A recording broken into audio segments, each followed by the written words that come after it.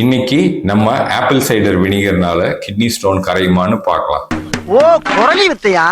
So நம்ம கிட்ட இங்க கிட்னி ஸ்டோன் இருக்கு. Okay. Apple cider vinegar water dilute பண்றதுக்கு இது சும்மா ஒரு பாஸ்கெட் ஸ்டோன் எடுத்து அந்த கப்புக்குள்ள போடுறதுக்கு. ஸோ இது ஆப்பிள் சைடர் வினிகர் கொஞ்சம் ஊத்துறோம். அடுத்தது வாட்டர் டைல்யூட் பண்றதுக்கு இன்னும் வேணாலும் கொஞ்சம் ஆப்பிள் சைடர் வினிகர் ஆட் பண்ணிக்கலாம். ஸோ இது ஸ்டோன் பாஸ்கெட். இது நார்மலாக கிட்னி ஸ்டோனை எடுக்கிறதுக்கு யூஸ் பண்ணுவோம். இதை கொண்டு ஸ்டோன் உள்ள இருக்கு.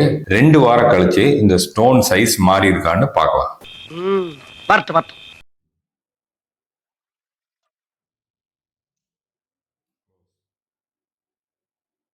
நம்ம ஆக்சுவலா 2 வாரம் கழிச்சு இந்த கல் எடுத்து பார்க்கலாம்னு பார்த்தோம். ஆனா ஆக்சுவலா 4 வாரம் ஆயிடுச்சு. 4 வாரம் கழிச்சும் பாத்தீங்கன்னா அந்த ஸ்டோன் சைஸ் மாறவே இல்லை.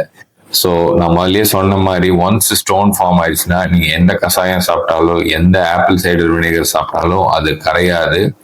தண்ணி குடிச்சு மெடிசின் சாப்பிட்டீங்கனாலே சம்டைம்ஸ் கல் அதே வந்துடும்.